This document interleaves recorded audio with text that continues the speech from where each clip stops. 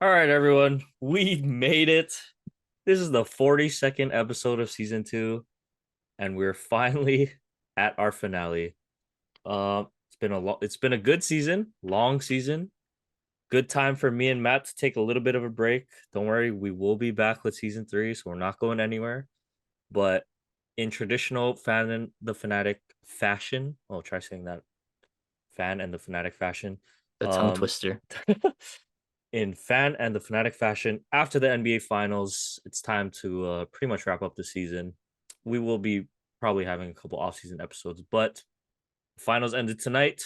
Gotta give a big congrats to Mr. Fanatic. Now 2 years in a row. 2 years back Yep, to back, baby. back to I back called it. NBA Finals predictions, winner and in the right amount of games. Um, I was off by one game. I was like, man, I was so close to getting it right though. I feel like it was a close game. We'll get into the games. But congrats to Matt for once again proving the right score and everything. Well, not I score, think but I should just go to Vegas at this point. I If I think he got two should. years in a row right. Yeah. Next NBA Finals, Fan and the Fanatic So, finale in Vegas. Oh. oh, okay. Oh. Portland in seven. Okay. All right, calm down, buddy. Uh but yeah, we will get to that. Let's just start off with the finals. So, Matt, we hadn't we only talked about what the first two games pretty much. When it was dead even, you're It feeling a was little 1-1. nervous. You're feeling a little nervous. I was feeling good because I'm like, oh, Miami's gonna win one more game for sure, but Denver will still handle their business. But let's get into each of the games because we haven't had a chance to talk about it. So start with game three. That was the game that Jamal Murray and the Joker had triple doubles, which is kind of insane if you think about it. Um, completely stealing home court and the momentum from Miami. And yeah, I mean, it was just the Jamal Murray and Jokic show. Both of them, 34 and 32 points respectively. I mean, Jokic though 21 rebounds, 10 assists. Like, are you kidding me? Um, just insane stuff. And Jamal Murray too, for him to also have 34 and 10 with 10 rebounds, like, okay, well, good luck if you're Miami, right? Defending that. Um, when those guys get it going, I feel like it makes the game easier for everyone else. But this was also, not to be overshadowed, the Christian Brown game, right? This was kind of his coming up party where he was like making all the hustle plays, he was cutting, getting the passes from Murray and Jokic, finishing at the rim. I think we saw his jumper is not quite there. I think he hit the side of the backboard that game on the one They'll jumper he pull up took. Paul George. Yeah. But other than that, he made every single shot. Uh, so that was I felt like he gave them a really big spark there. 15 points off the bench when Michael Porter kind of struggled, only had 2 points in that game. Aaron Gordon, had a decent game, 11 points, 10 rebounds, and he, really played defense on Jimmy really well throughout the whole series. And we'll get to some of that stuff later, but yeah, kind of fueled by that three-headed monster and uh probably one of Jimmy's best, scoring games throughout these finals. 28 points.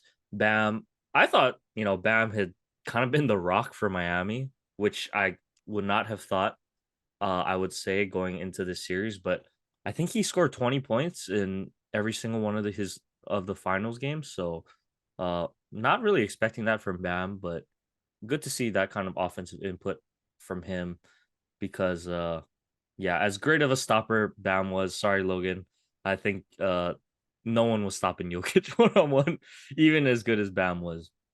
I think we kind of saw that one in game three, but um yeah, Matt. I mean, they didn't really listen to you that much because Duncan Robinson didn't play too much in game three. Come Um, on, Spo. come on, Spo. Spo. Uh, yeah, Gabe Vincent really struggled. I think Gabe Vincent and Max Struess really struggled kind of in these past three games that uh we had seen because it's kind of shocking because of how good the role players looked in that Boston series, right? But last three games wasn't they weren't really helping out too much. And we will get. I do want to get to this, but shout out to Kyle Lowry. I thought he had a great series for Miami. He was kind of a spark plug for them off the bench. But not too much to say about that game three. Matt, was there anything you wanted to touch on that game three? I think the way the Nuggets won this game, I guess you could put things into perspective. For the whole series, it was kind of they win in different ways. It felt like throughout each game, it was just a different script. And this game three was literally give me the ball with my two best players in the pick and roll and just let them eat. Both of them had it going. Murray and Yoke, obviously, with a both of them having a 30-point triple double, which is I don't even know if that's ever been done in the finals, right? I don't think.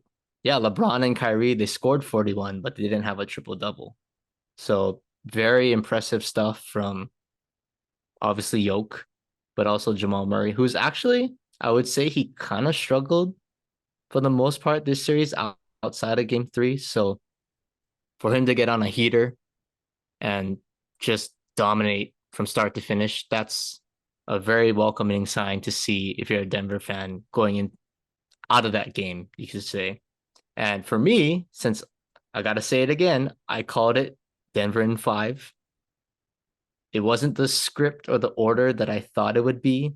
I did think Denver would win two at home, find a way to split two in or split in Miami, and then finish it off in game five.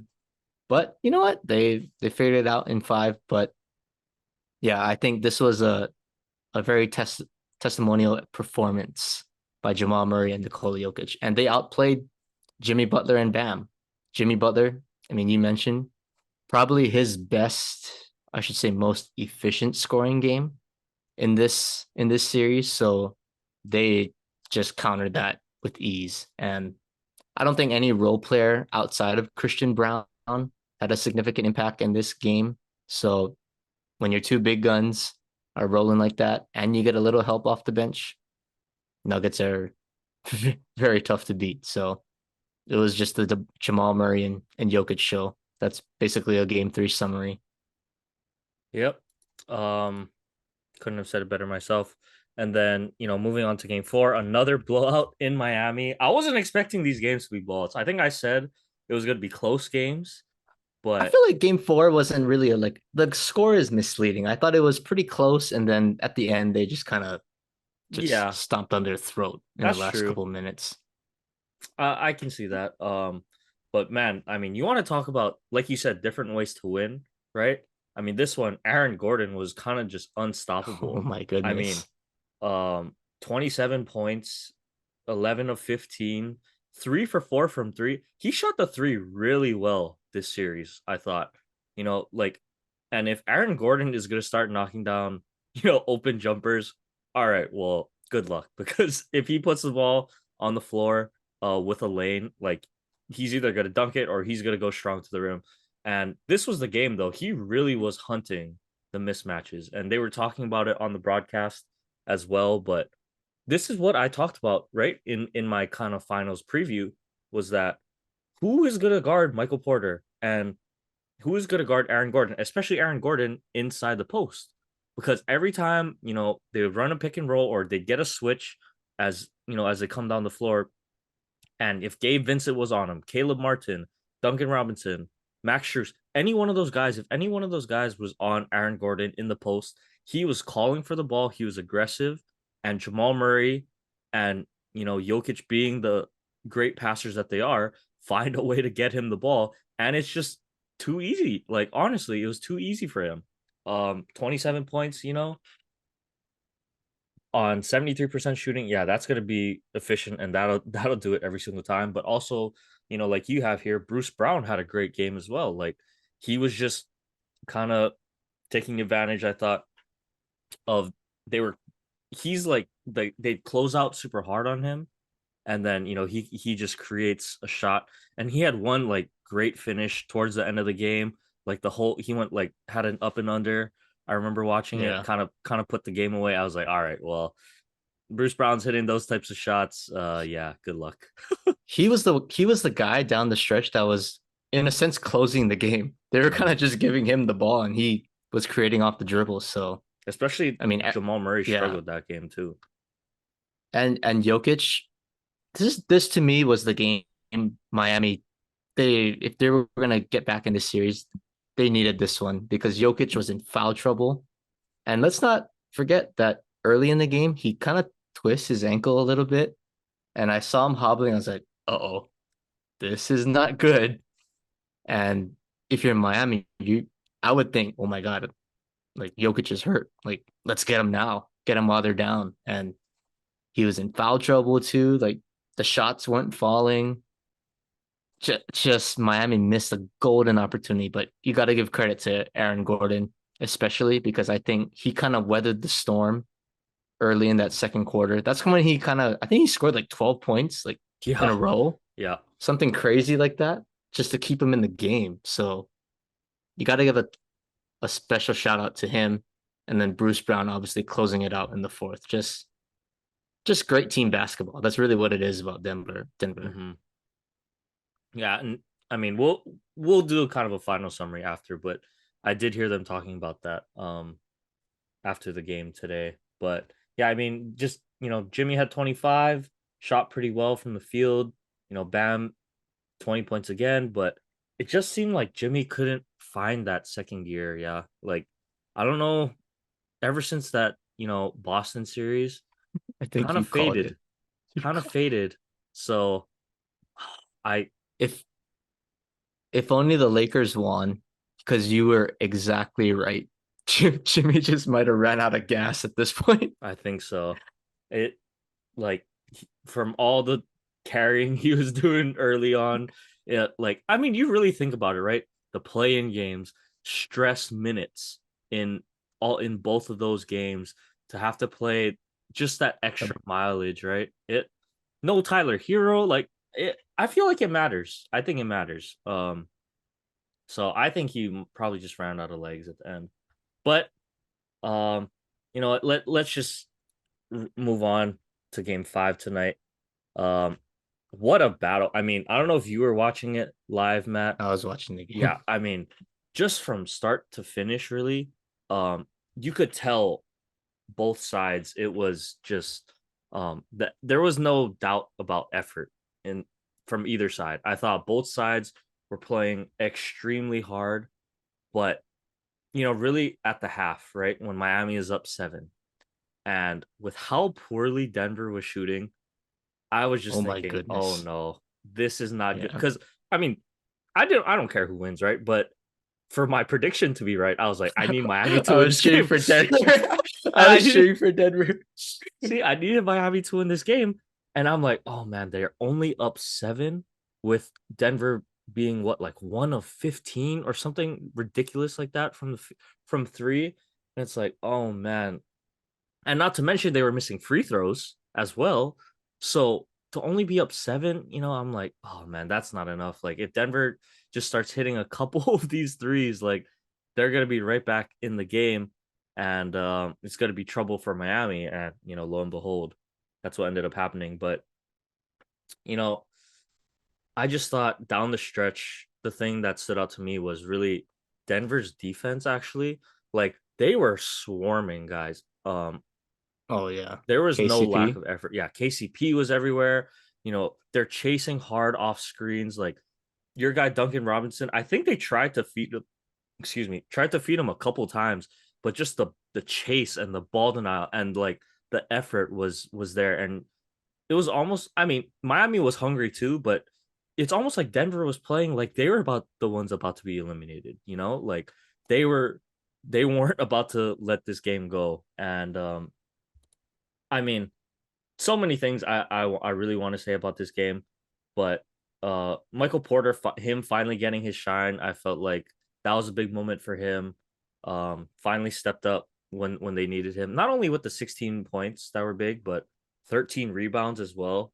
To help out in that sense, he played good defense. And then really like just the team itself, right? Like the unselfishness of guys, I mean, Aaron Gordon only had 4 points. Easily could have been, probably complaining, like wanting the ball more. But it's really an unselfish team. Like Jamal Murray only had 14 points in this one. Um, but like when it came down to it, right, that fourth quarter stretch, it was about getting the ball to the two-time MVP because like I mean, I know how good Jokic is, and we were probably more aware of his skill. And I'll always reference this 2018, Western Conference The series against Blazers. Yep. Portland. But I remember watching that two-man game with Jamal Murray and Nikola Jokic in that series and just thinking like, man, once these guys like take it to their skill up just a little bit more, they're gonna be so tough to beat. Lo and behold, they might be the best two-man game in the league right now. Between those two guys, that high pick and roll that they run, it's like damn near unstoppable. Like as good as Draymond and Steph's was, like this one might be even better because of how good and skilled Jokic is offensively. Like it's just unreal. And so like just hunting him in the fourth quarter, and he's hit like the touch he gets on his shots for a guy his size, like it's unreal how soft it is, and it just hits the rim, hits the backboard, falls in, or it'll just I kind of know. roll around and drop. Like he'll hit the runners from within 10 feet, like every time it's going in. Like I don't know, Matt. We might be off the Giannis trains already, and just gotta accept that Jokic might be the best player in the world. Honestly, um, I think offensively it can be said he might be the best offensive player in the world. Um, you can argue defense all you want, but they when it came down to it, they were hunting him. I mean, 12 of 16, 28 points, 16 rebounds in with how Miami was giving him attention. You really can't say enough, I feel like, um, about his performance. And then really going down the stretch, right? The key plays. Jimmy Butler finally resurrects after being dead the whole game. Scores what, 9 or 10 straight points for them. Like 11, 11 11. straight points. And even the foul that they gave him, I thought was a little I don't know. What do you think about that one? Uh I don't know what you can do if you're Aaron Gordon. He didn't run into him. You could probably argue maybe that's an offensive foul because Butler kicks out his leg and it mhm. hits Gordon. It's not. I feel like he kind of initiated the contact on that. Personally, I would have just said no call, like play on. Yeah. But you could maybe make a case that Butler was the guy who initiated things. So I could see an offensive foul there. But yeah, if you're Aaron Gordon, I don't know what you can do because he got out of the way and it was just unfortunate. Wrong place, wrong time. Yeah. Yeah. And so like Jimmy comes back and I'm like, "Oh man, maybe this is it. Like maybe this is gonna be Jimmy to lead them back, right? They were down and they take the lead with about 2 minutes to go.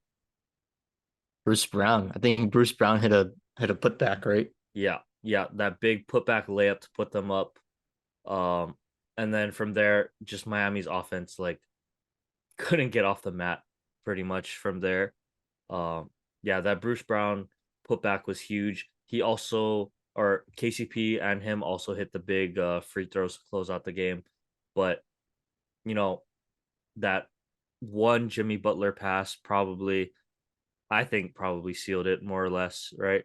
He drove hard into the paint, or they forced him to pick up his dribble. He tries to hit the outlet guy, and then KCP comes up with the big steal. So, um, man, it was a great game all the way, but I'll kind of say something on that point. I think you said that the turnover by Butler on the pass to KCP that he stole was kind of the turning point.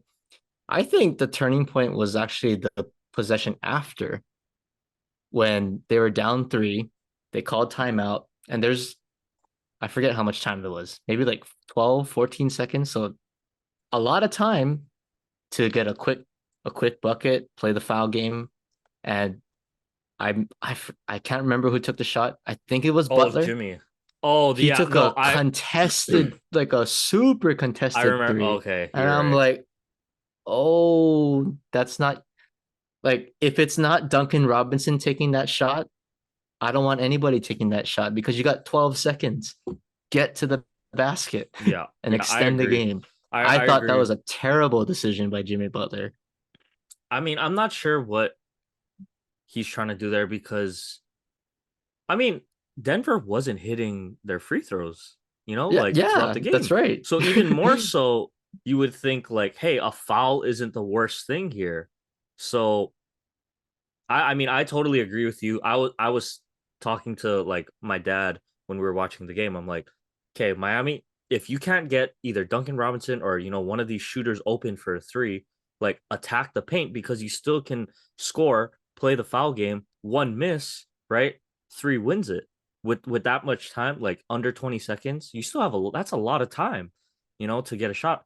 And I was just like you. I see Jimmy turn and raise over Aaron Gordon. I'm like, oh my goodness, what? And then he bricks it. Sure enough, Bruce Brown gets the rebound, they foul, and They make those the two free free throws, throws, and that was it. Yeah. that was it. Yeah, I mean, it was. I don't know if that's just all Jimmy had left. He couldn't find the legs to drive into the paint. I don't know what was going on, but I feel like that's now what 2 years in a row. It's ended on a Jimmy three to try and either tie or win the game, right? Because against Boston last year. Although even the one against Boston, I thought was a much better shot than a contested three. Over Right Aaron over Gordon. Aaron Gordon, who has been could kind of clamped him up most of the series. So in the end, it didn't matter. Denver, I think, proved to everyone that they were just kind of the best team throughout the NBA this year. And yeah, I mean, let's just do kind of a finals, overview, recap kind of thing real fast. Um, to me, like the big points I think are that if the Nuggets keep this kind of core, you can call it a core, but I think you keep Aaron Gordon, you keep Michael Porter. Oh, I mean they signed Michael Porter, so he's going to I be think around. he's locked up. Yeah. But you keep Jamal Murray, Jokic. You can if you can re-sign Aaron Gordon, I would re-sign Aaron Gordon. Um, and a couple of the other key guys. This could be a dynasty team. I really like truly believe that because like you look at the West, and yeah, the West is tough, but who's going to be able to stop a healthy Denver Nuggets team? Like to me, if they're healthy, I don't see a team in the league right now. Of course, we got to get to the free agency and all this stuff, but as The teams are current draft. the draft, right? The draft. But as teams are currently constructed, I don't I don't know who can touch. Like it's gonna have to take another super team, I think, to beat Denver, because they just have too many ways to beat you, like you said. Um, like as good as Milwaukee is on paper, I don't even know if they can stop like the two man of Jokic and Murray because they just have too many other weapons. So I don't know. I really think we could be looking at I said kind of like a Spurs dynasty type of thing where you know good coach but their superstar isn't this really big like flashy um A foreign superstar superstar. foreign, yeah, right, like isn't real big and flashy. So like like Tim and Jokic, right? And then you have like the dynamic scoring, good passing point guard Tony, like TP and Jamal Murray kind of thing.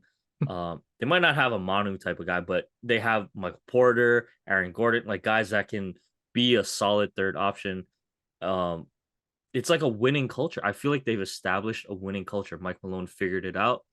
The leadership from Jokic and Murray this year, you know, after the game, right? All the guys that were being interviewed, oh, I'm just so happy to do it with this team. Like this team was so special. This team, we had the right chemistry. We figured it out. We had um I wanted to do it for my guys because they supported me. Like that's the type of team that if you can get to stick together, or that's the type of culture, I should say, that is, I feel like really gonna take you to the next level. And when guys are buying in, because we hear it all the time. I don't know if you've heard like Paul George's podcast recently. Um, they talk him and DeMar DeRozan talk about guys that don't love the game, right? Like to a lot of guys, it's just a check. But it really seemed like this Denver Nuggets team, there's a lot of guys willing to sacrifice, willing to, they don't have to be the star. Even Jokic, he doesn't care if he's a star or not. He just wants to win. I mean, he is a star because he's just that good, but he doesn't have to be the star. And so I don't know, man. I think it's kind of scary. Like as a Lakers fan, I'm kind of nervous because we've been through the Golden State era of them making the finals every year. Is it going to turn into the Nuggets time of they're just gonna? I mean, really, I don't know who's gonna be able to stand toe to toe with them when they're healthy in the West. So I don't know. Well, I will say I feel like if Boston didn't choke Game 7 away, it would have been a very interesting series with them in Boston. I think Boston matched up better. They have Al Horford. Robert Williams is I would say, a top tier defender at his position. And you got lengthy wings in Tatum and Brown, Mhm. a tenacious bulldog in Marcus Smart that can match Jamal Murray, at least on the defensive side. So it would have been a little different. I wouldn't have said Denver in 5, I think, but I still think I wouldn't go too far because I feel like every time someone wins, we're going to say it's a dynasty. But the only time I can say there's really been a dynasty was KD when KD was on the Warriors and LeBron was coming off the Cleveland win. That was really the last two teams that I would consider had dynasty potential. And then the Cavs kind of got ruined after like 30 days because KD signs with the Warriors. But at that time, it's like, oh, Kyrie's like 23. He's not even in his prime yet. LeBron is at the peak of his powers.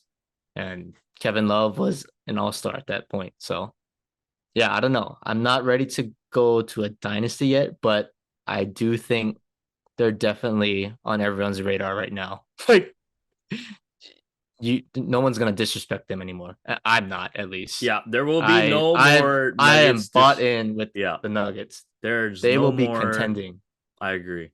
I agree. And like even just as a Lakers fan, right? I look at this series and yeah, okay, yes, we got swept, but it's always a little comforting to know you lost to the champs, right? You lost to the guys that eventually would have won it. I thought the Lakers would have matched up really well against Miami, personally. Oh, you guys would Um, have beat Miami in 5. I think I they would have think, beat honestly. Miami, honestly. But I mean, you just gotta tip your hat to the Nuggets because like they finally put it all together, right? From the role players, they got the right guys that they needed. They were healthy at the right time. Um, and they kind of just had, I mean, like you said, the Miami matchup worked out for them. And sometimes that's what you need, right? Like you need a little bit of luck in a championship run, honestly. Who knows how it would have been if they played Boston or one of these other teams, but I got to give so much credit to Denver and the team, and I just really liked what they did and sounds like they have going on there. So, yeah, I mean, Yeah, it's I going want to to say be one more thing about Denver too, kind of going off of your point. I would say from where they started to this year, it's kind of like I guess you could say the old school way of winning in a sense. Like you have a star in Jokic that you draft. I don't know if Murray and Jokic are in this. I think they came in the same draft class. Murray was the lottery pick, and then Jokic was the late round pick. So you hit in the draft, you develop players, you finally reach that surface of, oh, we're kind of a playoff team now, and we're pretty good. That's that year they played the Blazers and they played them tough, and they went to 7 games, but I would say the Blazers had a little more experience at that time. And then obviously you got the bubble. Murray kind of comes out of his shell a little bit, showing the world that, put some respect on my name. Jokic was already an all-star. And then Murray gets hurt. That kind of For puts the plans on year and hold. a half too. I mean, So they people forget basically he missed missed. two postseasons, Yep. two whole postseasons. Yes. That's So yeah, this is his first playoff since the bubble. since the bubble. Yep. Yeah. So obviously last year, I think the Warriors won, but they played the Nuggets with no Murray. Jokic gave them all they could, Mm-hmm. but Murray now comes back. You get Michael Porter, you drafted him, you develop him, you sign him, and then it's like the mixing and matching. You kind of just fill in as needed. You make a sneaky trade to get Aaron Gordon, which I thought was very underrated. And then you get KCP as a wing defender. What do we say all the time? You Two need wing time, defenders. two time Now champ two-time KCP. champ, Yep. and Bruce Brown is a very underrated signing too. Oh, I thought he And was great for them. he was outstanding. And I think he's coming back next year because he signed for 2 years. So they they're probably gonna run it back with the same core. I will say though, I think they need to sign a backup big. if Yeah. if we're being honest, I don't think you want Jokic playing 42 minutes a game Well, they had for Thomas 80. Bryant. He just never played. They had DeAndre Yeah, Jordan. He just never played. but I feel like you need someone even like in this playoff run. I still would have if you had the perfect roster, like to spell Jokic a little bit more rest. I don't know. That would have been the only thing I would have critiqued, but yeah, maybe finding a backup big, but outside of that, the core should be back and they're going to be tough to beat next year. Yeah, I agree. And just really quickly, Matt, talk about Miami. I mean, still got to tip your cap, right? They made it all the way to the finals as an 8 seed. No one thought they would get past. I mean, we didn't think they would get past Milwaukee, even when they had the 3-1 lead, I right? know. Remember, we were talking about I that. was like, oh, we're So, chilling. got to tip our cap to Miami. They ran through the East. It was tough. And I think Jimmy just kind of ran out of steam. They were relying on like Max Struess, Gabe Vincent, Duncan Robinson, Caleb The Martin, undrafted guys. a lot, honestly. And I know we talk about, potential trades and stuff, but really, if you think about it, could you imagine if Miami got Dame somehow? Like, I think that might be the missing piece to Miami's puzzle. Not saying they are ever going to get Dame, because who knows if Dame will ever leave Portland. But I was just thinking, like, man, if they just had another consistent scorer, because all those guys are capable, right? We've seen they're all capable of, having a game or two where they score 20 plus, but none of them have really shown to be consistent guys, right? As good as Bam was, you know, um, I still feel like they needed another dynamic offensive threat. Like, if Bam is your third option on offense, that's like a perfect offense, I think. Um, so if they get one more dynamic guy, I'm not sure who it is. But that Miami team could be really good. Maybe that's what they want Tyler Hero to turn into. I don't know if that's what Tyler Hero is. Maybe he is, but yeah, I gotta tip my cap to Miami for the run they went on. Um, I mean, no one thought they would be in the position that they're in after the season that they had. So yeah, gotta tip I my cap. think I think we gotta tip our hat to the fellow pilot. I Mm-hmm. think he deserves a lot of this credit. He just does it every single year. He wins with no matter who's on the team. Hey, you know how to dribble a ball? Come play for the Heat. We'll go to the finals. I mean, really though. Like honestly, that's literally what it looks like. Yeah, and So then Spo, keep doing your thing, man. yeah, yep, keep on doing it. And then Kyle Lowry, I talked about him a little bit, but he was hitting big shots for Miami to keep them in the game as well. I didn't even realize how old Kyle Lowry is. Like, he's He's like 37. 37. That's crazy. I didn't know he was that old. They said like his 17th year in the league, and I was thinking like, wait, 17 years in the Kyle Lowry? No way. He started as a bench player. Like Mm-hmm. he didn't just play when he was 20. I think he kind of rode the bench for a few years before he started getting some playing time. Yeah, so I mean, guys like that, Kevin Love, gotta tip my cap to the Miami team, but in the end, I think, yeah, just Jimmy ran out of steam towards the end. They gave him all they could, props to Miami, but Denver, I thought, was just a better team and was kind of just the best team in the league all year. So, um, yeah, on that note, though, Matt, um, I don't know. What do you think next year? Uh, Nuggets, Bucks, Nuggets, Bucks finals now? Like, Ugh. we might as I'm well. still I'm still putting my faith in Giannis. So yeah, why not? I'll say Nuggets Bucks. Yeah, I could definitely see that happening, but there's got this NBA free agency is always kind of spicy, right? So you never really Yep. know um how it's gonna go down. But And the draft too. The draft oh is yeah, coming up can't later forget in the about the month. draft. The Wemby show goes to San Antonio, we can assume, right? Um, we'll see how that goes. But yeah, gonna be another fun NBA season. Everyone was saying that the finals weren't gonna be good to watch and the ratings were gonna be down. And I think the ratings were down, honestly. But like to people like us, like we're not basketball heads necessarily, right? Like but we do enjoy watching basketball. Like we watch basketball and we enjoy basketball. I thought it was a really fun series to watch. I Especially thought this so game too. 5. Yeah. Like you could just see the hustle and the pace from both teams. So gotta tip my cap to both teams. They both deserved it. And I think they'll both be in the playoff and title contention run for the years to come. So bravo to both those squads. Matt, you got any last final stuff you want to say? No, but I said in the beginning of the episode, Blazers in 7 next year. I'm feeling really confident about my ability to predict these finals now. I got two exactly.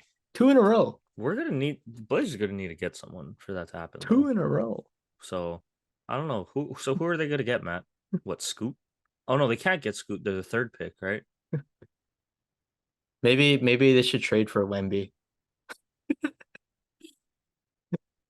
What trade Dame? I don't know. On it, I mean, my heart doesn't want me to, but my head is telling me I don't know. You might have to Just accept completely the blow up and rebuild and just be good in the next 5 years. might have to come down to that.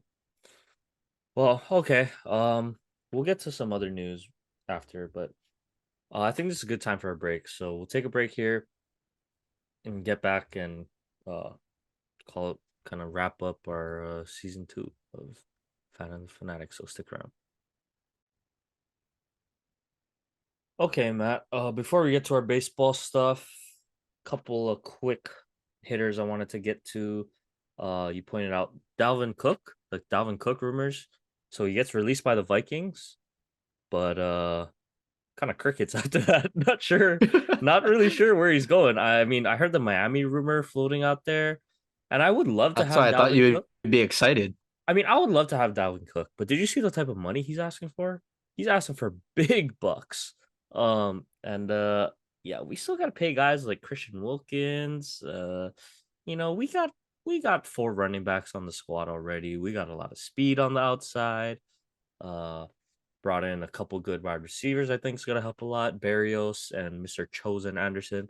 So I think if Dalvin Cook is gonna be that expensive, I'm good personally.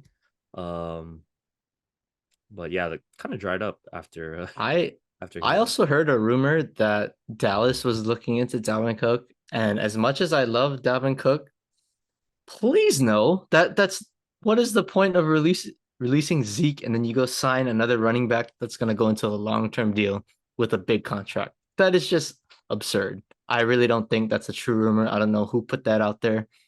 They don't know what they're talking about. I actually trust Jerry to not do anything stupid like that.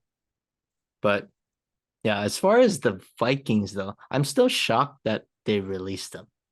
Like you're telling me you couldn't get something like a even a day 3 pick for Dalvin Cook? That's the thing that confuses me a little bit. I And I mean, I feel like there's some suitors out there that would take him eventually. And I don't know if you're a running back desperate team, and you have to give up a sixth or seventh round pick, why not? Why not take the chance? See, I the only thing that would scare me is he already does kind of have an injury history, right? He's known for getting nicked up here and there throughout the course of a season. So you really got to pay that kind of money for a guy that's going to play what 13 games for you, 14 games, like uh I don't know. I personally that's another thing that would scare me away. But I'm sure he'll go to I mean, he's going to sign somewhere. He's not going to be one of those guys that goes unsigned. He's just too good.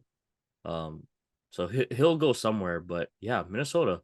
What is it? The Alexander Madison show now? Like, what's going on? Either draft or They're gonna drafts they're over. gonna unleash So, Kirk Cousins. oh man, yeah, Riley, you heard that? I'm sure Riley is stoked Kirk about that. Duggins. He's gonna throw it 60 times a game. Jefferson 30, 30 to Jefferson. and Addison, right? They drafted Jordan Addison, so Oh yeah, that's um, right. yeah, maybe there's just gonna be an air raid offense. Okay, well, Minnesota, if that's your game plan, good luck to you. So, other news, CP3 waived by the Suns. I hope that doesn't mean what I think it means. Banana LeBron is, boat. Banana oh boat. man, if LeBron is heavily recruiting him. At least Carmelo's retired. Like I couldn't if all those guys were on the Lakers. That's just you want to talk about Carmelo's retirement gonna home. come out of retirement if Oh, CP3 comes to the Lakers. I can't, like Dwayne, you better stay retired. You hear me? You better stay retired. I don't want none of you guys coming out of retirement to try and join the Lakers. But yeah, I mean, like, where is CP3 gonna go? Like, really, maybe is he gonna retire? Is it time for him Well, to I got a good one for you. I don't know if they released them. I think they still have them on their contract and they're trying to sign and trade them, right? For okay. something. But hypothetically, he's not going to be on the team next year. So what if he went to the Heat, title contending team? I mean, when he's healthy, it's a big if. Still can shoot the mid range pretty efficiently, and he can spread the floor. He can be the floor general that they were kind of lacking, I thought. Jimmy Butler's there. He doesn't have to carry the load. You still got Bam. You probably don't have to give up. Maybe Vincent has to take a back seat a little bit, but everybody else should still have their roles. So I don't know. Do you think that's a fit if he's willing to take a pay cut? I don't think he can sign a max contract, but if he takes a pay cut to try to win, why not? I I could mean, see that's that all being a that's fit. missing from his career at this point, anyway, right? He I has mean, the yeah. Hall of Fame resume. It's just about getting that ring. So I'd say he'd probably would just gonna just go to the place where he feels like. I mean, he doesn't need money, so he's just gonna go to the place where he probably feels like he has the best chance to win. Miami, I wouldn't hate Miami. Um, I wouldn't mind him on the Lakers either. Honestly, I think he'd be a good addition. But like I'm just thinking, like, so what is our roster? Does that mean AD has to play the five again? Like, I don't know. So Like, that means no D-Lo. yeah. Austin Reeves takes a back seat. I I don't mean, think you want that, I right? want if it was CP3, Austin Reeves, Rui, LeBron, AD. I think that's a good starting five. So I could take that, but I we'll think have the to see. Lakers need to get younger because LeBron is you can tell his body's slowly starting to decline a little bit. Slowly but surely, It's very unfortunately. graceful, but he is older. He's not going to play 82 games, so I feel like you want a little youth so you can kind of hold your own because CP3, him and LeBron might be matching who can miss, and AD, three of those guys might be challenging who can miss the most games. Yeah, So I feel like you need to get younger outside of LeBron and AD. I agree with you. Yeah. Uh, Best thing is I'd be indifferent availability. about it. Yeah, I'd be indifferent about it, but we'll keep tabs on that and see how it goes from there. Maybe But Dame. yeah, yeah. Oh, I'd love to have Dame. Kidding me? I'd love to have Dame, but Anyway, Matt, let's get into some baseball stuff. I'll let you start off with your Yankees. So, yeah, how we looking? How are we looking, Matt? I was so high coming off the trip. We just won against Seattle. I got to see Aaron Judge hit 2 home runs that game. I go to Dodger Stadium. They lose that game, but they take two in Dodger Stadium, win the series. And then little did I know that the injury to Aaron Judge for the Dodger Stadium's lack of maintenance is bringing us down a drain right now. So, whoever is on that grounds crew, whoever designed that right field fence, I don't know. That's just not good. Very unsafe. But I'll just leave it at that. Not trying to bash, your team or anything, but I'm just saying they need to do a better I job don't know of. anything about the grounds crew, man. Come on. I don't know, but little fishy over there that someone can just run through the wall like that. So it is Aaron Judge, but still, it's a little suspicious. But all jokes aside, you know, we play the White Sox and the Red Sox this past weekend, and we lose both of those series in horrendous fashion. Whew, I don't know. The White Sox series was pretty hard to watch, especially watching Severino pitch, because that was his first game since he pitched against the Dodgers, who I saw in person, and he got absolutely torched against the Dodgers. And it was more the same. The fastball velocity is down. It just seems like hitters, I don't know if he's tipping pitches, like hitters are teeing off on him. And people don't do that to a guy that has the stuff that he has. So I think he needs to fix something. Something is not right. So Matt Blake, Aaron Boone, you guys need to get in the lab with Severino because we need every single piece to hold their own, especially with Judge out. And in that game, unfortunately, actually, no, it wasn't that game. They were getting no hit at one point, and Isaiah broke up the no hitter in that game. So congrats to him, but really nothing to cheer about in that series. So I'm like, whatever. We got Boston in town. The rivalry is always gonna perk us up, but oh my goodness, we might have looked worse against the Red Sox. Game one, just the little things matter in baseball, and that was very, very clear in game one. So the Yankees lost by one in game one, and it was in the bottom of the ninth. Your old boy Kenley Jansen on the mound trying to close it out, and we get a runner on first, and there's 2 outs. So shout out Billy McKinney. You've been pretty solid so far.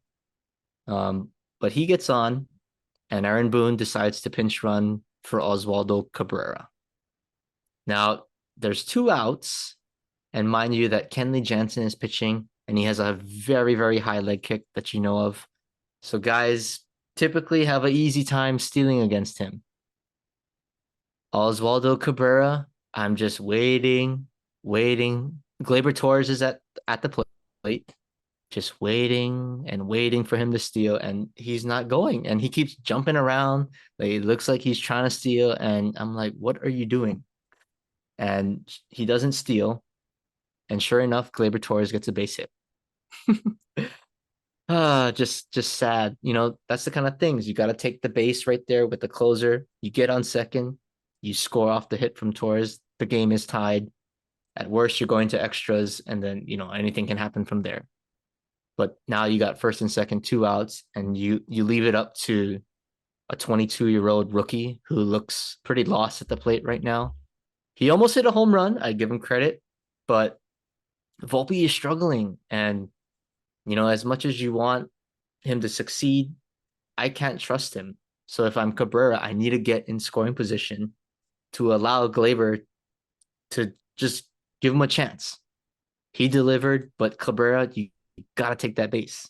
That's the kind of things you have to do, especially with Aaron Judge out. We can't rely on the long ball with him anymore. So just little things like that. And then, we end up winning game 2. Sunday Night Baseball, big stage again. It's a 3-2 loss, and just sloppy play. I think it was 2-2 in the 8th, and someone gets a base hit. Oh, it's terrible. Kike, it was and Kike. I was watching. and I it just was happened to be Kike. watching. Or maybe yeah, it was Kike. That was so And gross, you man. know, routine hit to left. You throw the ball into second, and my gosh, Gleyber Torres, I have no words. Every time with this guy.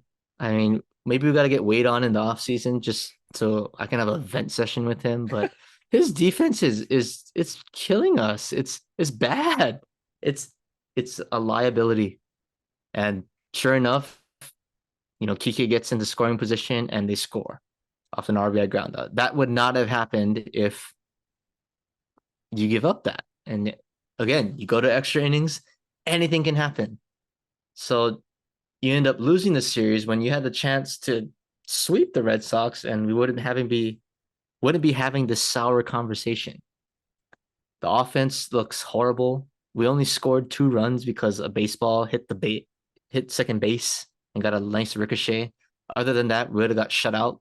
So poor. The pitching for the most part has been okay, I would say, but the offense bad. Rizzo is he's lost right now. Stanton, I don't know. He's just a home run or a strikeout. DJ is I don't know. He's just not the same player that he was the past few years. I think they need to move him to second. It seems like he's more comfortable playing second and batting leadoff. That's what he was good at these past 4 years when he was with the Yankees, playing second base and leading off. Maybe Aaron Boone, you should try doing that. You know, get him out of the 4 hole and the 5 hole and in the middle of the lineup. Just put him in a comfortable position to succeed. And I think that's the way you get a guy going like that. And, you know, when your guys like that don't show up, Donaldson just can't hit a thing right now. He either hits a 450-foot home run or strikes out or hits into a double play. Nestor is on the injured list. Judge is obviously still out. Bader's hurt. Rodon is still hurt. I'm going to keep going, but I'm going to save some time for you to talk about your team. But yeah, just a little disappointed. You know, we're going into another tough week. We got the Subway Series with the Mets, and then we got to go to Fenway again the weekend. So, whew. And as bad as that is, we're still in the wild card position, which is kind of insane. But I am gonna say, if we're healthy by like July, August, Yankees will be fine. I'm kind of slowly giving up on the division again, but as we saw last year, like the Phillies, you just get in, you get hot at the right time, get your guys back, you just go from there. And I think the Yankees, if they get Rodon back, you get Garrett Cole going, Severino finds it, Nestor's gonna come back. Pitching will keep you in the game, and hopefully Judge just goes superhuman. That's the way to win. But not a good look for my Yankees. Not a good way for us to end season 2 with the Yankees slumping. So that's a tough one for me. But I'm done with them. They suck. I don't want to talk about them anymore. You can talk about your Dodgers Well, now. it's not going any better for me right now either, man. If I'm gonna be At honest. least, I mean, you know, at least you guys have a realistic chance to win the division. Yeah. Well, I mean, you want to talk about the past couple of series? We lost the series to the Reds, Matt. That can't be Hey, happening. I'm Dela sorry. Cruz, the hype from Dela Cruz. That's Okay, okay. yeah, that's fine, but now is the time. We've lost what, 3 series in a row going back to the Yankee series, right? Um, we're now 4 games out from Arizona, and you know me, how I feel about regular season baseball, right? As long as your team's in contention, no need to worry. However, I the reason I am feeling a little worried is because of the injuries to our starting pitching, mainly Mr. Julio, who's out now, going to be out for a little bit. We really only have 2 solid pitchers on in the rotation: Clayton Kershaw and Bobby Miller. Thank goodness for Bobby Miller. I don't know how far we'd be sliding without him. I mean, Kirsch is going to give us his thing, right? He's going to be solid. We can count on him. But now it's like we need to score 6+ runs a game to win games. Because, quite frankly, the starting pitching, the Noah Syndergaard experiment has failed. Accept it. Move him to the pen. I don't know what's going to happen. I can't stand him starting games or going extended innings anymore because it's failed. I was optimistic. I'm not gonna lie. I was optimistic. I saw what they did with Alex Wood. I've seen what they did with Tyler Anderson in previous years, right? I was hoping, hey, let's, elevate another guy, kind of help resurrect his career. No, it hasn't worked. It only works with lefties, I guess. I don't know. Um, lefties with weird deliveries. So maybe that's the key. We got to go find because it worked with Heaney, right? Somehow it worked with Heaney. So Nah, he's broken now. He's broken. I told you. He's broken. I knew it was a fluke. so maybe we need to go find another lefty. I don't know what it is, but man, we are struggling. The pen just not as consistent as I want it to be. We're throwing a lot of these bullpen games now because Michael Grove, rookie, just I mean he's still pretty fresh to the bigs. Um, he hasn't been able to figure out yet. Syndergaard is a liability, so we're relying on our pen. We've been going with the pen games kind of a lot. And if we don't score like 6+ runs a game, I mean, we're kind of in trouble. So that's the only thing I am nervous about. Knowing Friedman, though, he's gonna make a move. We're gonna get some kind of starting pitcher or some kind of pitching help. So I'm not too worried about that. Um, hopefully we get some guys back off the injured list. But as far as the hitting goes, I mean, can't really complain. Freddie is still a monster. Will Smith is doing well. JD Martinez has been the pickup of the year so far on offense. Max is back to slumping again. I mean, he's under 200. So, I mean, I want to see that average at least 200 max. If he hits in the 220s, that would be beautiful. Mookie as well, but unfortunately, the Outman hype train is kind of derailed. I don't think he's winning Rookie of the Year anymore. Probably going to be Corbin Carroll, or someone else. But yeah, I'm not panicking yet. The Reds series was concerning, just in the fashion that we were losing those games, and the Phillies one. I mean, yeah, the the two pen games I think didn't help, but I mean, what are you gonna do really? Dave's doing the best with what he has. I think we just got to get healthy. This is going to be a really key stretch though, because I don't want to let that lead for Arizona stretch out too far before we get our guys back. So, if we're in contention come September, and we're healthy, and if Walker comes back, I mean, as we've He's seen, coming back this year. he might come back. They're talking about him possibly coming back for the postseason. So as we've seen in baseball, right, over the past several years, it's all about the hot team. Doesn't matter if you're the wild card team. If you're the hot team and if you're hitting really well, doesn't matter what names are on your roster. That's the team that's gonna win, as we've kind of seen, right, throughout the previous years. So um I'm not too worried, a little nervous, but I'm not freaking out over anything. The season is definitely not over. So yeah, I'll leave it at that. Um other than that, Matt, I think that's a good place to wrap MLB talk and get into some fun stuff. We got about 20 minutes left. So, what should we start with first? Should we go with OBL first? We might as well go with OBL first. We'll stick on the baseball. We'll stick on the Stick on the baseball baseball. train. All right. Well, I saw from the second string Instagram account, um, Matt Matsuda was the MVP of the previous second string game. Sounds like he has found his hitting stroke. Saw he went 3 for 3 the other day. So kudos to you. Just don't do that on Sunday, and we'll be fine. Try to get um, hot at the right time. yeah, really. I mean, it makes you feel better. I went 2 for 2, as well. But I mean, Oh, perfect. we played the hops though, so it was and they were missing a lot of guys. So I don't know We how. played Hammer. At least they're pretty good. Yeah, oh yeah, you played Ham. Okay, that's a little. You guys might have a little bit more momentum, but yeah, gonna be a pretty big matchup going into Sunday. I think we must be two of the top team. I think we only have one loss. We only have one loss. We're 3-1 right now. Um, Oh, really? Oh, yeah. We're three and granted, two. granted, one of the games was a forfeit because we played Oh, the Micah Marlins. I don't even know what their wait, team what? is. I thought they're not even a team this year. Yeah, because we were scheduled to play them the first game. I was still in Japan, but the Hazbinz were scheduled to play them the first game. and like 3 guys showed up. So yeah, it was not Oh, okay. good. It So was a waste of that's time. why we have Andy Archer on our team now. Oh yeah, I saw. That's fun. Uh, is he gonna throw on Sunday or what's going on? You guys saving him? You're not gonna give it I away, huh? I don't have. Well, he did. I'll say he did pitch against Hammer, Mm. Yeah, but and he he shut got him down. if He he shut has him a down. week.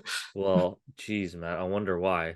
Uh, man, we haven't faced that kind of caliber pitching yet all season. So you guys saw someone like that. That's just messed up. I'm just gonna say it right now. Um, but I mean, I'm back to batting leadoff since our leadoff hitter is currently hurt. Like I kind of mentioned Oh, to you, the our guy who stumbled running yeah, third. our GM slash leadoff hitter is hurt now, so I'm back to leadoff duties. Um, I am not so at the top. I'm at the bottom of the lineup. well, we'll see. But yeah, gonna be an interesting matchup. A lot of bragging rights on the line. I think we're 1-1 now. Are we 1-1 in the past 2 years? Because no, you have the lead. You it's No, I'm up.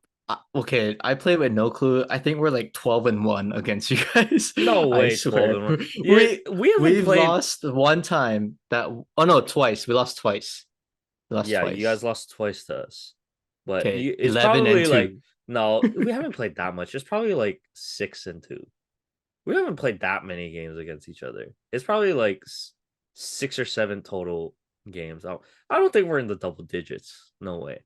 So you're probably like 6-2 against me, but we do have the playoff win. So I'll always take that one. Playoff Well, win. we have the playoff wins too. Like Okay, yeah, you just don't talk about that but you because we guys were were winning. undefeated. That was your undefeated year that we knocked you guys off. So I think that one holds a little bit more weight. You know what I mean? Um, but yeah, this is the first time. Hey, this is the first time it's a second string one. Second string I got a has new been squad. I got a new yeah, new squad this squad. year. So uh whole new beginning of a not rivalry, but The just summer just rivalry. the summer rivalry. Yeah. So it'll be interesting. Um Yeah, it's always gonna be fun. I will say though, Matt, we have probably the most pitching we've had in a while. We haven't had this much pitching on our team before. I don't know who's gonna throw on Sunday, but yeah, we'll see how everyone's arms are feeling. But our pitching is probably, you know, we probably have the most pitchers we've had. I'll just say that. I'll leave it at that. So might be a good game. I'm expecting a good game. It's always gonna be fun. Uh, no, a bunch Oh, of maybe I gotta tell the coach to throw Andy Archer. I mean, if you guys want to bring your A game, I'm sure we're all gonna try because I think we have one or at least one guy I know, um, that is from Mililani or played Mililani, uh, that knows some of the second string guys. His name's Cody. I don't know his last name. Um, he's like he worked at Gyotaku, so he knows some of them anyway. Anyway, it'll be a good one. We'll stay Yeah, I'll tuned. keep I'll keep you in mind. I told Jaden, I was like, "Oh, Jaden, like it's a big game on Sunday." I was trying to get him like hamped up. He's like, "Why? Are you playing No Clue?" I was like, "No, no, no, no." He's like, "Oh, Hazbinz." Yeah, we're gonna have some good content that game. So Oh yeah, I'm I will sure. say, I think I don't know. It depends on the technical issues, but I might be mic'd up that game. Okay. Okay, So you're gonna hear me. You'll hear me. I'll be yeah, pumping. I'll be I'll be mic'd up if we can get the mic to work because we mic'd up Jensen one game. Oh wow. So Well, you I guys are think going full like Danimals, huh? I think well that's all Jaden. I don't do anything. I don't do anything. But I said if you guys need a mic'd up player, I would like to volunteer myself this game. Hmm. Yeah, it'll be a fun one for sure. So you'll Oh, see I me at the field. If I have a thing clipped in my pocket, like that's how you know. I know Randy is sick. Like he's gonna miss this game because I know he wanted to play, but Uh, I still think he's a little bit too banged up to play. But I'm uh, sure we'll meet again in the playoffs, so or later on down the road anyway. So I'm not too concerned. But yeah, gonna be a fun one. Looking forward to that. I'm sure you can expect some content over the weekend. from social media from Yeah, I somewhere. gotta. Yeah, maybe we'll hit the Instagram live while someone's batting on the Okay, that Fan would be fun. Fanatic. Okay, Yeah. I could see that. That would be a good one. Um, but anyway, that yeah, it'll be a good one. Looking forward to it. Um, and yeah, may the best team win. So we'll see how that one plays out. And let's just do our season 2 recap, Matt. It's been a long season. We hit 42 episodes. That means That's crazy. that's 42 weeks 2 weeks. since what, August? Oh my goodness. I mean, I got to give us props because you know, our numbers, I think our numbers will go up next season just based on the stuff we were talking about, right? That we're going to do this off season. Our content numbers, not like we really do it for numbers anyway, right? Like, let's be honest. We don't do it for numbers. We enjoy doing this. That's why we do it. We love to talk sports. It's for the love of sports, right? Fan and the fanatic. Hmm. So, but man, 42 weeks, if we were nothing but if not consistent. So I want to tip our cap, Yep. tip the To cap to both of us, us. to both of us, because there were times, I mean, it's just like, oh man, it's Monday, we got to record.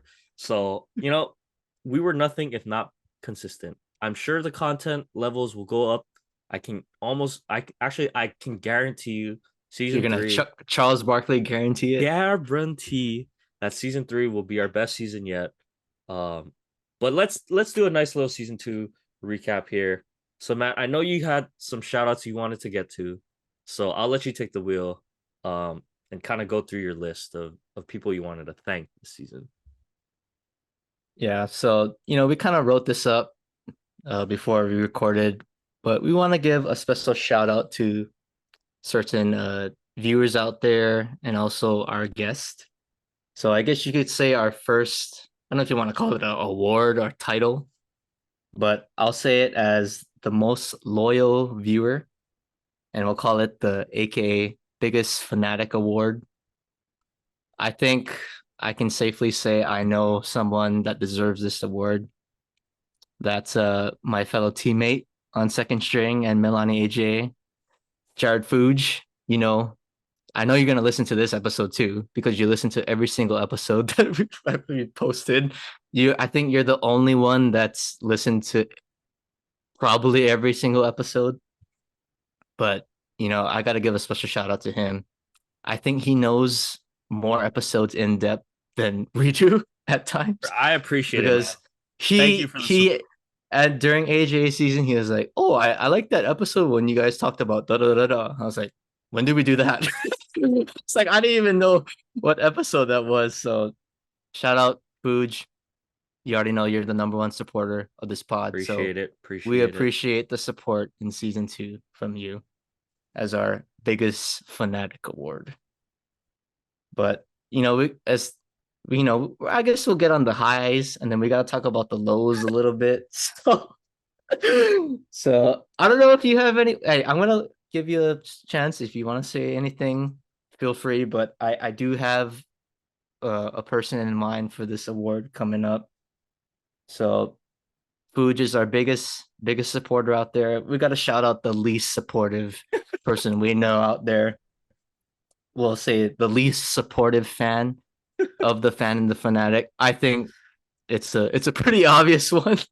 He's only listened to I believe 2 episodes.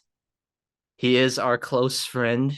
We went to college together. We lived Yeah. together. Yeah. Yeah, we know who this is. He was a one-time guest on this show a few weeks ago, but Matt Sakai, you are the least supportive fan award winner Ooh, for Maddie. season 2. So congratulations.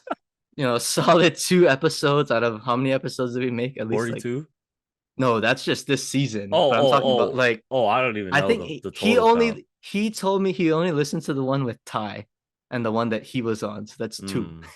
Hmm. Some kind of friend you are, man. Jeez. Sorry, he's a busy guy, Matt. He don't got time to listen to our podcast. Yeah, he's a busy guy that goes golfing at 3 o'clock in the afternoon. Yeah, he's really busy on those weekdays. I think Blaze can attest to that. Well, But congrats, Matt. You won yeah, an thanks, award Matt. for for the fan and the fanatic. Ooh. But All right. I guess this is your award. So I don't you know. I wanted to just thought it'd shout be. you want to shout yourself off. I mean, you're the main editor on this pod. So I mean, I don't I'll do a turn it to ton. you. I come up with the titles. I mean, I try to be creative with my titles. So, I just wanted to shout out a couple of ones I thought were actually pretty good. Um, I really liked that season. So our episode 5 of season 2, no rush for Dak to come back because that's when it was the whole Cooper Rush thing was playing really well. I love it. Really I love fun. it. Yeah, really fun to play off the Rush name. Whether it's that or the Rush Hour ones. Um, and then where was the other one? It was the what was I talking about? Preview concert. Oh, the $71. I thought that one was pretty good. We had Logan on. That's Game when, Dalla. yeah, Dame dropped 71 points. The NBA Yawn Star weekend. March Sadness. March Sadness is good. I don't know. I just thought some of those are pretty good. I'm gonna try to be creative with every single episode title. Sometimes I'm just stuck, and so I just can't think of anything. But I yeah. gotta say, I'll give you a shout out. I think your two best titles, in my opinion, was episode 19, Praying for DeMar Hamlin. And Hey, I then mean, and thank then goodness episode DeMar recovered, yeah, right? So yeah. And then episode 28, it's Let's Go Bows. let's go, Bulls. Definitely one of the two creative titles out there. So Yeah, I mean, just to name a few. yeah, yeah. Well, you know what? Hey, look forward to more creative titles, everyone. It's not stopping. I'm not stopping with those. Uh, but yeah. Other than that, Matt, why don't you go ahead and shout out some of our guests, man. We had some good guests this season. Yeah. So we gotta give a special shout out to the guests that come on the show. Um, for us, we do it every week. It's very time consuming. So for those of you guys that are willing to, you know, take a couple hours out of your night to talk sports with us, we really do appreciate the company because sometimes We do. we do go weeks just talking to each other Yep. and we kind of drive each other crazy, especially during football season because I am pretty insufferable when the Cowboys are doing good. Yep. But You just gotta let him we let you did go. we did have a tally for how many guests we had on the show. So I guess we'll shout out the top winners, even though it's not a huge number. But with three tied for first, there was two guests that came on three times this season. So shout out to our main NBA analyst, Logan. He's a pretty big regular on this show. He had 3 episode appearances this year or this season. And then also our MLB analyst, also second string manager. Go follow at Second String Baseball. Jaden Arakawa, he came on 3 times as well. So you guys have been the most loyal guests to come on the show. So congratulations. And we really would appreciate to continue this continue this trend Hmm. for you guys to keep coming on. And if anybody else is listening out there, we're open. We're open Yeah. for business. Feel free to come on, talk Let some us know. sports. We'll talk. It's a good time. Yeah. So shout out Logan. Shout out Jaden. Thanks for coming on, helping us out a few weeks when we need the help. But we look forward to seeing you guys back in season 3. Yep. Yep. Quick word from me, Matt. I just wanted to say before you get to your sports fact, thank you guys for listening. And it's gonna be a big off season for Fan and the Fanatic. A lot of things we want to work on this summer to make the show better for you guys and just more enjoyable for everyone. Social media clips, shorts, all that kind of stuff. More scripted out things, different segments, different editing, just everything in general. I want to elevate this off season. I'm really going to try to put in work and learn as much as I can. So I just want to say thank you guys for all of your support so far, and for you loyal listeners. It's only going to get better from here. So thank you. Yeah, I think just to kind of touch off of that, I appreciate everybody that listens to this pod. It's not the greatest pod, but we try to make it entertaining once in a while. Sometimes we have to be serious when the Cowboys struggle. I need to let out some frustration. So thank you everyone for bearing with my, long rants. I know some of you guys find it a little too funny, which I don't appreciate it because it is a serious matter. So yeah, I'm just saying. But it's okay because the Cowboys are gonna go 17-0 next year when we come back for season 3. But in all serious, Greg, I gotta thank you, man. Yeah, you We're too, the bud. fan and the fan and the fanatic for We a reason. always will So be the fan and the fanatic, Matt. yep, the show is nothing without the fan or the fanatic. I agree. So Thanks for rocking with me, bud. hmm Good. anytime, any day. Maybe not Yeah. every day, but every week, every week. Every week, every week. Yep. All right. Well, Matt, in typical fan and the fanatic fashion, why don't you send us off season 2 with our last sports fact of the season? All right, so we are recording on June 12th, and in honor of the Denver Nuggets winning their first title, today we'll take it back to 1991 when the Chicago Bulls beat, sorry, your LA Lakers in 5 games for their first championship out of 6, and also Michael Jordan's first championship and the first of their first three-peat, or first of their second three-peat. So the Chicago Bulls dynasty was born today. But yeah, basketball fact for you since the Nuggets won. That's a good So one. That's a perfect we'll end one. it on that note. Yeah. Yeah, I think that's a perfect one to end it on. And Matt, like we said, thank you. Got to appreciate you for all the work you put in as well. You come up with the scripts every week. I'll be helping out more with that. Don't worry, coming this off season or this next season. So, but other than that, just wanted once again to thank everyone that does listen to this pod.